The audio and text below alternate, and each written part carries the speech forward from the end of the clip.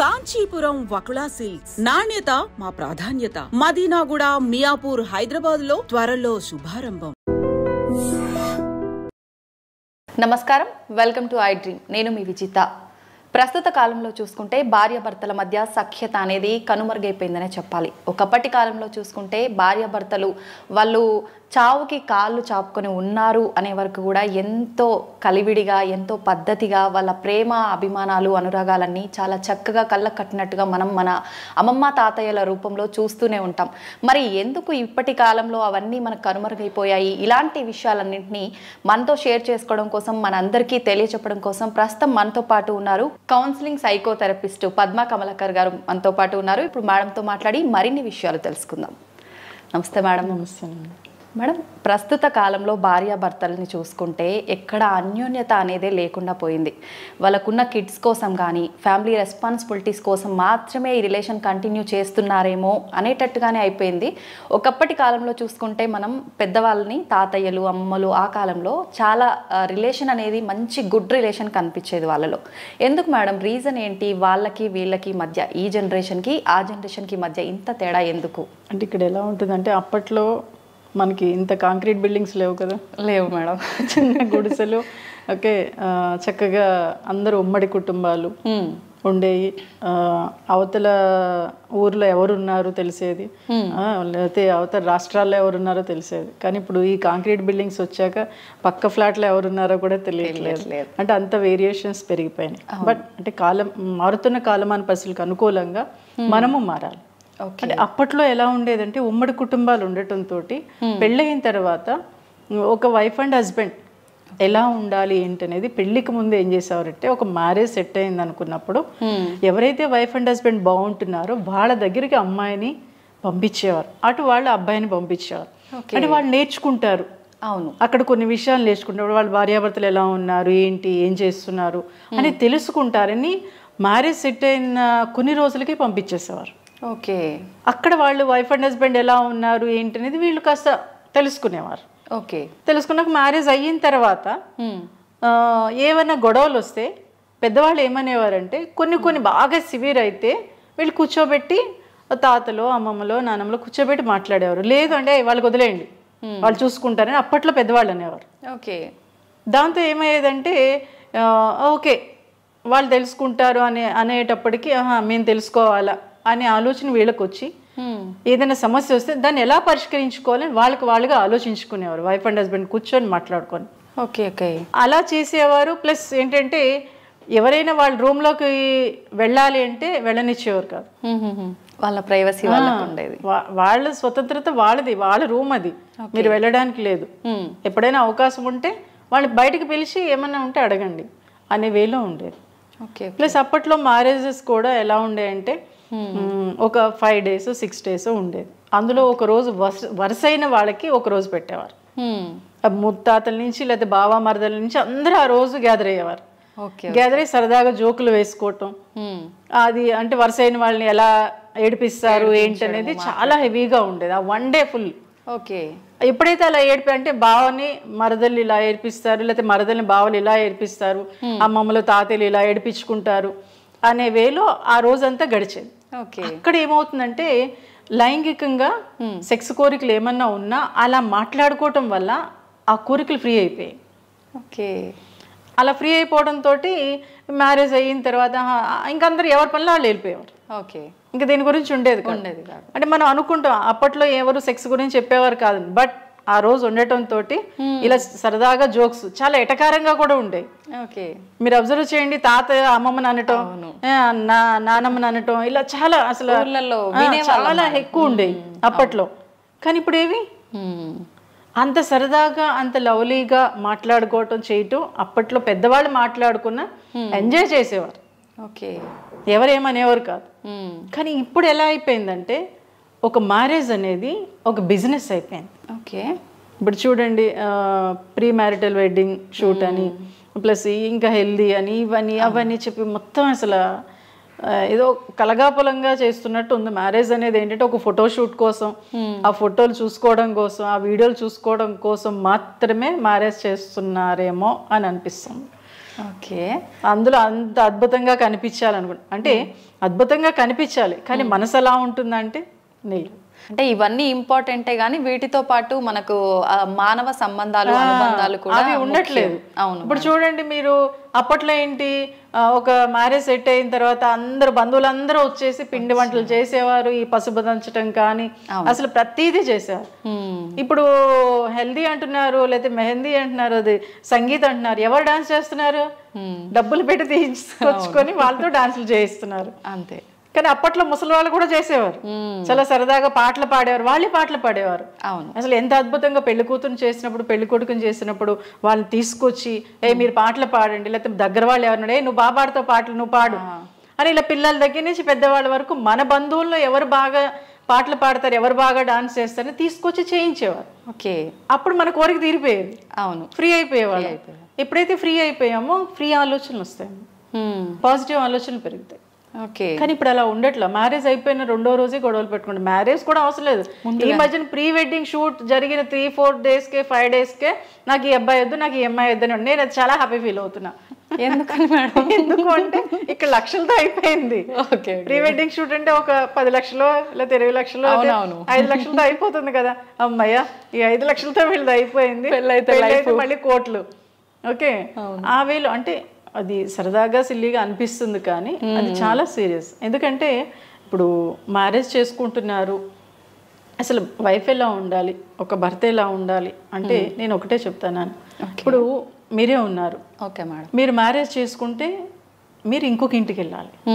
ఇప్పుడు మీ బ్రదర్ ఉంటే మీ ఇంటికి ఇంకొక అమ్మాయి వస్తుంది. అంటే మన కల్చర్ ఎలాంటిది. అవును. ఓకే, కానీ ఆ కల్చర్ నాకు వద్దు అనే వేలో ఉంటున్నారు. అవును. కానీ అది లేకపోతే ఎలా? ఇప్పుడు నువ్వు ఇంకొక ఇంటికి వెళ్తున్నావు, నీ ఇంటికి ఇంకొక అమ్మాయి వస్తుంది.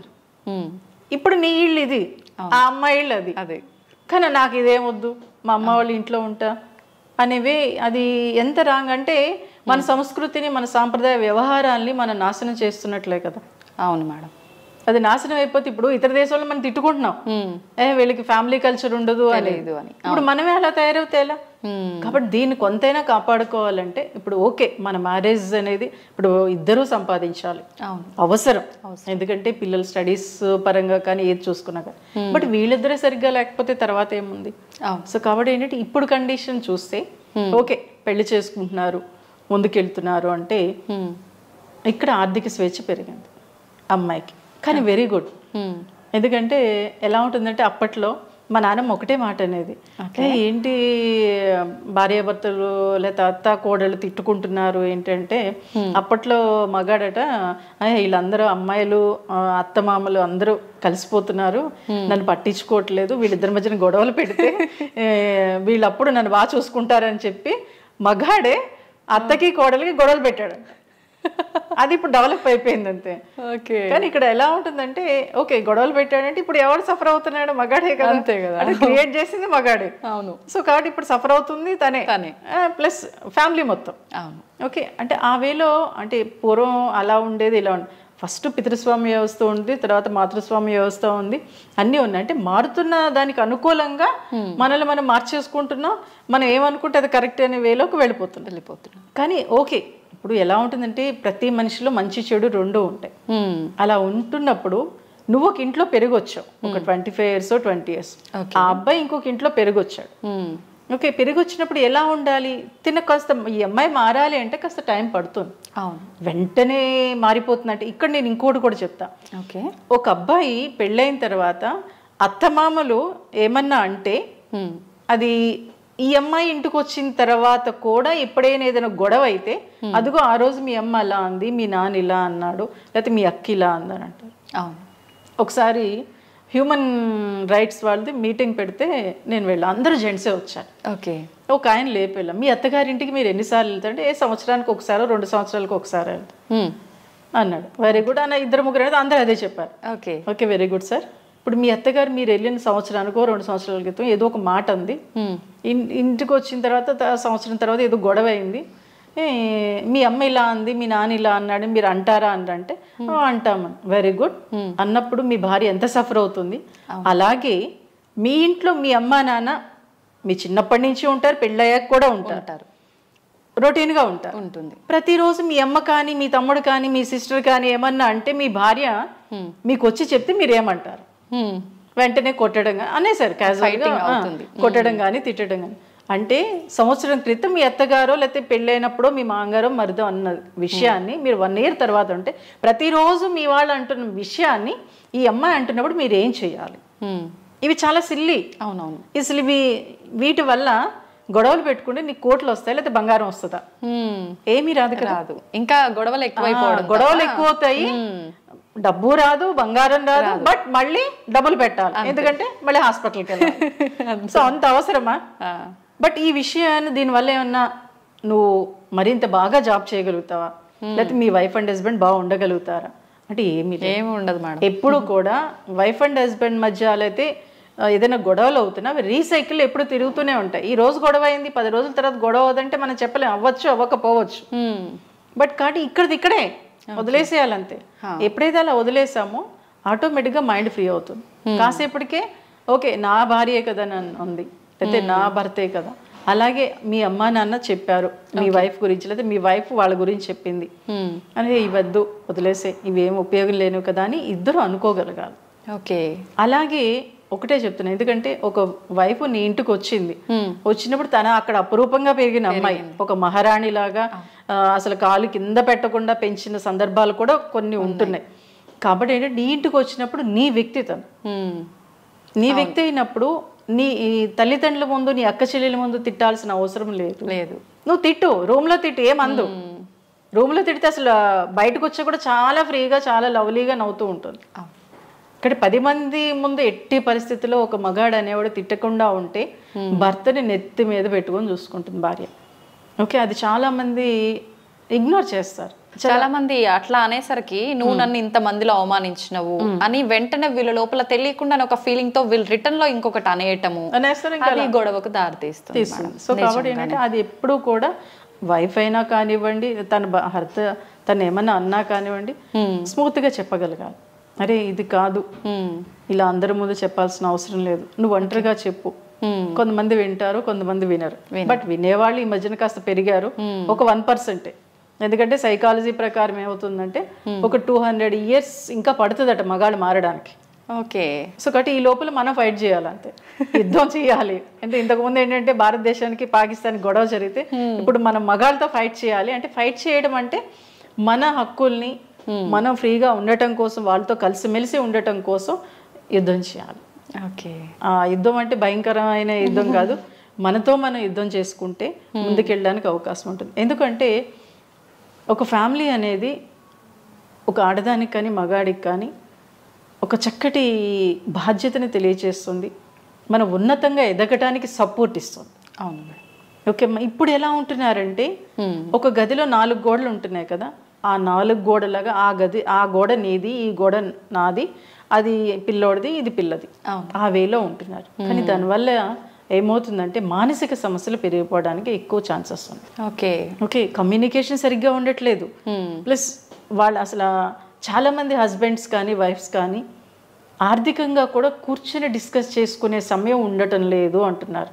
నిజమే. కానీ సీఎంకైనా పిఎంకైనా ఎవరికైనా 24 hours మాత్రమే. దాన్ని మనం గుర్తుపెట్టుకోవాలంటే. అవును. సమయాన్ని ఆగమంటే ఆగుతుందా? ఆగదు. తన పని తను చేసుకెళ్ళిపోద్ది. ప్రకృతి ఈరోజు భయంకరమైన సునామీ వచ్చింది, మర్నాడికి ఎంత ప్రశాంతంగా ఉంటుంది. సో కాబట్టి మన ఇంట్లో గొడవలు అవుతాయి. గొడవలు అవ్వకపోతే జంతువులకి వాటికి గొడవలు అవుతాయా? లేదు కదా. మన గొడవలు అయినప్పుడు ఇంకా యాక్టివ్ అవుతూ ఉంటాం, ఇంకా షార్ప్గా తయారవుతూ ఉంటాం. కాబట్టి అప్పుడప్పుడు గొడవలు అవ్వాలి. బట్ ఆ గొడవలు అయినా అది ఎంతవరకు మనకు అవసరం, ఎంతవరకు అవసరం లేదు అనే వేలో వైఫ్ అండ్ హస్బెండ్ ఆలోచించుకోగలగాలి.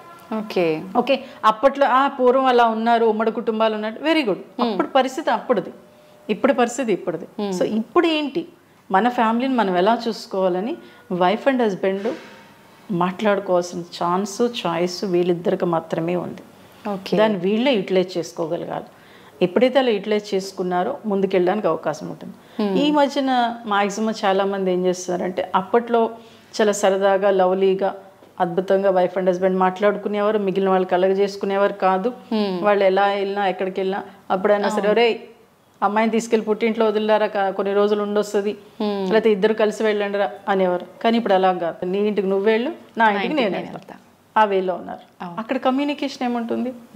ఇప్పుడు 10 మందితో కలిస్తేనే కదా. 10 మందితో మన పిల్లలు మింగ్లింగ్ చేయటం వల్లే రేపన్న రోజున ఎక్కడికైనా వెళ్ళా వాళ్ళు హ్యాపీగా ఉండగలుగుతారు. ఎందుకు అంటే ఇక్కడ అలవాటు పడిపోయింది.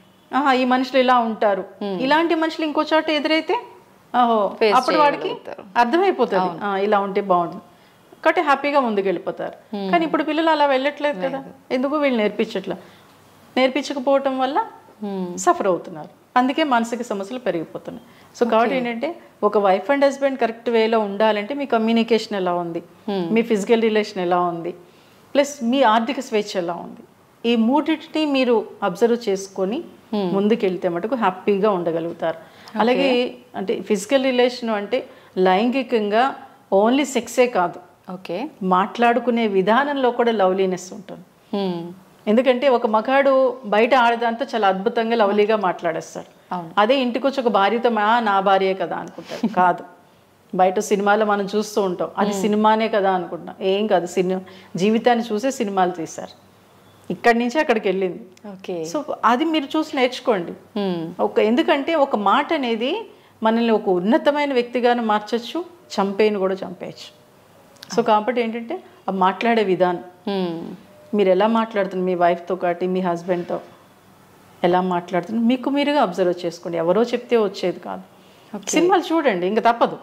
ఇంతకు ముందంటే అమ్మమ్మల దగ్గర నాన్నమ్మల దగ్గర ఉండేవాళ్ళం, పెద్ద పెద్ద వాళ్ళ దగ్గర ఉండేవాళ్ళం కాబట్టి అక్కడ వాళ్ళు ఎలా మాట్లాడి తెలిసేది. ఇప్పుడు తెలియట్లేదు కాబట్టి సినిమాలు చూడండి, వెబ్ సిరీస్ ఇంకా అద్భుతంగా వచ్చేసాయి.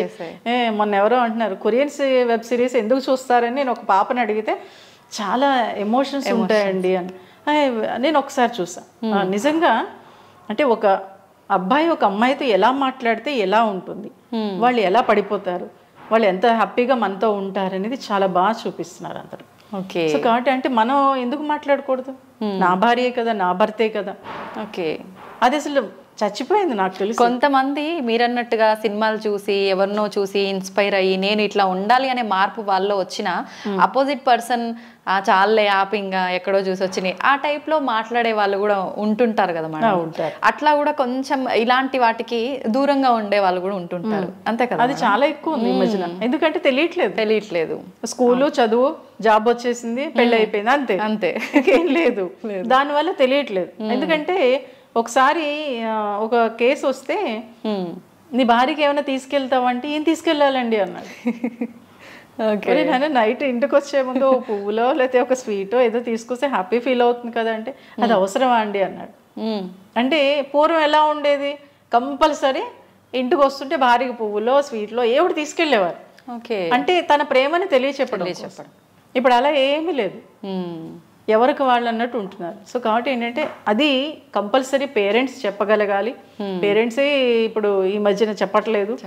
ఎందుకంటే ఏం చెప్తారంటే నువ్వు పెళ్ళి అయితే నీకు ఇంకా అంత అద్భుతంగా ఉంటుంది, ఒక ఇంద్రభవనాన్ని చూపించినట్టు, ఒక రంగుల ప్రపంచాన్ని చూపించినట్లు ఒక అమ్మాయికి చూపించేస్తున్నారు. కానీ నేను ఒకటే చెప్తా, ఎక్కడికి వెళ్ళినా ఏదైనా సమస్య ఎదురవుతుంది, ఆ సమస్యను ఎలా ఓవర్కమ్ చేయాలనేది ఆలోచిస్తేనే వాళ్ళు ముందుకెళ్ళగలుగుతారు. అలాగే ఫిజికల్ రిలేషన్ చెప్పాను, అది ఎట్టి పరిస్థితుల్లో అమ్మాయి కూడా ఈ మధ్యన యాక్సెప్ట్ చేయట్లేదు. అబ్బాయి అయితే అమ్మ చెప్తే గదిలోకి వెళ్తున్నాడు. ఏ చిన్న సమస్య వచ్చినా అమ్మకు ఫోన్ చేస్తున్నాడు. ఏంటది? ఈ సమస్య చాలా ఎక్కువగా ఉంది మేడం నిజంగా. అది చాలా భయంకరం. ఎందుకు అంటే ఏదో కిస్ చేస్తేనే పిల్లలు పుట్టేస్తారని కూడా చెప్పాడు ఒక అబ్బాయి. అంటే ఆ వేలో ఉన్నారు. అంటే వాడిని ఒక గాజు బొమ్మలో పెంచారు పాపం. జాబ్ వచ్చేసింది 2 lakhs. అక్కడ ఏదో వాడు తిట్టాడని చెప్పి రిజైన్ చేసి వచ్చేసాడు. పాపం పెళ్లి చేసేటప్పటికి భార్య మాట్లాడుతుంటే ఆ అమ్మాయి ఇష్టం. ఈ రోజుల్లో కూడా ఇట్లాంటి వాళ్ళు ఉన్నారా మేడం? నిజంగా అంటే పిల్లల్ని అలా పెంచుతున్నాం కదా, ఎక్కడికి వెళ్ళనివ్వట్లా. స్కూల్కి పంపిస్తున్నాం, మళ్ళీ ఇంటికి తీసుకొస్తున్నాం, మళ్ళీ హాస్టల్లో పడేస్తున్నాం. హాస్టల్ అయిపోయాక జాబ్ వస్తుంది, జాబ్కి వెళ్ళిపోతున్నాడు. ఇంకేం తెలుస్తుంది? ఫ్రెండ్స్తో కానీ బంధువులతో కానీ. రీసెంట్గా మొన్నే ఒక సనత్ నగర్ కమ్యూనిటీ హాల్ మహిళా దినోత్సవం పెడితే ఒక 10 years బాబుని పిలిచాడు. అమ్మమ్మ పేరేంటి, నాన్నమ్మ పేరు తెలియదు అన్నాడు. అయ్యో, ఇది మరీ ఘోరం మేడం నిజంగా. ఒకసారి ఆలోచించండి. అంటే మన రిలేషన్స్ కానివ్వండి ఏ వేలోకి వెళ్ళిపోతున్నాయి. ఓకే, అది కాబట్టి ఇవన్నీ మనం మర్చిపోతే ఇక్కడ లవ్లీనెస్ ఎక్కడ ఉంటుంది? అంతే, ఏముండదు. అంత ఆర్టిఫిషియల్ లైఫ్. ఏదో ఇప్పుడు అన్ని ఏంటి ఒరిజినల్ పూలు మర్చిపోయి ఆర్టిఫిషియల్ పూలు అక్కడ పెళ్లి టైంలో నేను మొన్న ఏదో మ్యారేజ్కి వెళ్ళినప్పుడు పెళ్లి కూతురు కూడా ఆర్టిఫిషియల్ పూలు పెట్టారు. ఇంకేంటి ఇది ఇక్కడ ఇది కూడా ఆలోచించాలి. ఏంటి పెళ్ళైన తర్వాత హస్బెండ్ చనిపోతే బొట్టు పూలు తీసేస్తారు కదా, అంటే ఒక ఆడదాన్ని ఇంకొక ఆడదానితో అవమానిస్తున్నారు.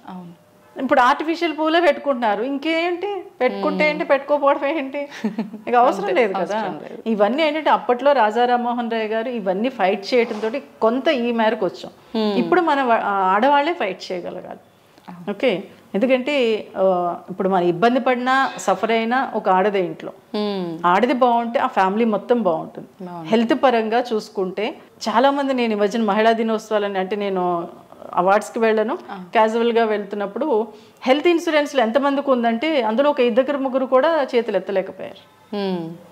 అంటే హెల్త్ మీద మహిళలకు అంత అవేర్నెస్ ఉంది, దాన్ని డెవలప్ చేయగలగాలి. ఓకేమ్మా, కాబట్టి ఏంటంటే ఒక ఫ్యామిలీ బాగుండాలి అంటే అమ్మాయి బాగుండాలి, అమ్మాయి బాగుండాలంటే అటు తల్లిదండ్రులు బాగుండాలి, ఇటు అత్త మామలు కూడా బాగుండగలగాలి. ఎందుకంటే అబ్బాయికి అమ్మాయికి పెంచే విధానంలో ఆ డిఫరెన్సెస్ ఏంటనేది చెప్పగలగాలి. అబ్బాయి బాడీ పరంగా డిఫరెన్స్ ఉంటుంది, అమ్మాయికి డిఫరెన్స్ ఉంటుంది, మెంటల్గా కూడా కాస్త డిఫరెన్సెస్ ఉంటుంది. దాన్ని మనం పిల్లలకి చెప్తే అప్పుడు ఒక వైఫ్గా ఒక హస్బెండ్గా నేను ఎలా ఉంటే నా తర్వాత తరాన్ని నేను అందించగలుగుతాను. ఎందుకంటే ఈ సమాజం మన ద్వారానే ముందుకెళ్తుంది. ఓకే, మనం సరిగ్గా లేకపోతే తర్వాత తరం బాగోదు.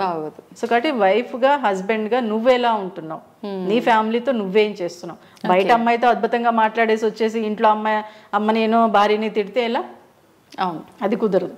ఇక్కడ కూడా అది చూపించు, అప్పుడు నువ్వు ఇంకా అద్భుతంగా ఎదుగుతావు. ఎందుకంటే ఒక ఆడది లవ్లీగా హస్బెండ్ మాట్లాడితే భర్తని ఇంకా బాగా చూసుకుంటుంది, వాళ్ళ ఫ్యామిలీ మెంబర్స్ని కూడా ఇంకా బాగా చూసుకుంటుంది. నిజమే మేడం. ఇక్కడ అది మగాళ్ళు గుర్తించగలిగితే మటుకు ఒక అద్భుతమైన ఫ్యామిలీని ఆ మగాడే సృష్టించగలుగుతాడు. ఆ అవకాశాన్ని వీళ్ళు ఉపయోగించుకుంటుంటే మన ఫ్యామిలీస్ బాగుంటాయి. అప్పటి తరం అయిపోయింది. ఇప్పటి తరాన్ని మనం ముందుకు తీసుకెళ్ళాలి, అది నీ చేతుల్లోనే ఉంది. మీరిద్దరు ఎలా ఉన్నారు, మీ పిల్లర్స్ మీరే మీ ఇంటికి. అవును, కాబట్టి మీ పిల్లర్స్ మీరు కరెక్ట్ వేలో ఉంటే తర్వాత ఫ్యామిలీ పిల్లలు తర్వాత తరాన్ని నేర్చుకుంటారు, పక్క వాళ్ళకి చెప్తారు. ఆ వేలు ఇప్పుడు వైఫ్ అండ్ హస్బెండ్ ఉండాలి. కాబట్టి రంగుల ప్రపంచాన్ని చూడండి, బట్ ఆ రంగుల ప్రపంచాన్ని మీరే సృష్టించుకోగలిగితే మటుకు హ్యాపీగా లైఫ్ చేయగలుగుతారు. రంగుల ప్రపంచాన్ని చూసినా పాజిటివ్ కంటే ఎక్కువ నెగిటివ్ ఎక్కువగా తీసుకుంటున్నారు మేడం ప్రస్తుతం. అంటే ఇక్కడ నెగిటివ్ అంటే ఏమైపోయిందంటే ఎవరు మాట్లాడినా ఏం మాట్లాడినా నెగిటివే మాట్లాడుతున్నారు. నీకు రాదు, నీకు తెలియదు, నువ్వు నోరు మూసుకో, ఈ మాటలు ఎక్కువ అయిపోయినాయి ఈ మధ్యన. అవును, దానివల్ల ఏమవుతుందంటే ప్రతిదీ నెగిటివ్గా వెళ్ళిపోతుంది. ఏది చేయాలన్నా ముందు డైలమా, డౌట్, నేను చెయ్యొచ్చా చేయకూడదు, నేను చదవచ్చా చదవకూడదు, నేను మాట్లాడచ్చా మాట్లాడకూడదు. ఈ డౌట్స్ ఎక్కువైపోయేటప్పటికి ఆటోమేటిక్గా నెగిటివ్ పెరిగిపోతుంది. అందుకే 60% నెగిటివ్ పెరిగింది, ఇప్పుడు పెరిగింది 40%లో వచ్చేసాం. అంటే తర్వాత మొత్తం పడిపోతే ఇంకేముంటాం ఫ్యామిలీ. అప్పట్లో ఏంటంటే అడవుల్లోంచి సమాజంలో అంటే జనవాసంలోకి వచ్చాం, మళ్ళీ తిరోగమనం వైపు మళ్ళీ అడవుల్లోకి వెళ్ళిపోతామేమో. అంటే ఒకరికొకరు కొట్టుకుంటాం కదా నెగిటివ్ పెరిగిపోయేటప్పటికి. కాబట్టి ఇప్పుడు ప్రయత్నం చేద్దాం, తప్పేం కాదు. ఓకే, పెరిగితే వదిలేయటం కాదు, నా ప్రయత్నం నేను ఏం చేస్తున్నా. అరే నేను పాజిటివ్గా మాట్లాడుతూ ఉంటే ఎదుటివాడు కూడా పాజిటివ్గానే మాట్లాడతాం. ఆ వేలో ముందుకెళ్తే మటుకు నెగిటివ్ కొద్దిగానే తగ్గడానికి అవకాశం ఉంటుంది. బట్ ఎందుకంటే పిల్లల్ని మనం చూస్తున్నాం, వాళ్ళు నెగిటివ్గా మాట్లాడుతున్నారు, మనకు తెలియకుండా అరే నా పిల్లవాడైనా మాట్లాడారు అనుకుంటాం. మనం మాట్లాడింది మనం మర్చిపోతాం. కాబట్టి నెగిటివా పాజిటివ్ అనేది ప్రతి మనిషిలో ఉంటే మనం పాజిటివ్ తీసుకోవాలి. అది వాడు తీసుకోవట్లేదు అంటే వాడిది అనవసరం, ఇష్టం. అది నువ్వేంటి, నిన్ను చూసి వాడు నేర్చుకోవచ్చు కదా, సెల్ఫ్ రియలైజేషన్. అది చేయగలిగితే మటుకు వైఫ్ అండ్ హస్బెండ్ బాగుంటే నిజంగా కుటుంబం బాగుంటుంది, కుటుంబం బాగుంటే సమాజం బాగుంటుంది, సమాజం బాగుంటే ప్రపంచం బాగుంటుంది. నిజం మేడం. నిజంగా మీరు చెప్పినట్టుగా కనుక ఎవరికి వాళ్ళు అది పాటించడం మొదలు పెడితే ఖచ్చితంగా పాజిటివిటీ అనేది పెరుగుతుంది. ఎవరో వస్తారు ఏదో చేసిన ఎదురు చూడొద్దు. నీకు నువ్వే బాస్వి, నీకు నువ్వే మహారాజువి, మహారాణివి. అంతే.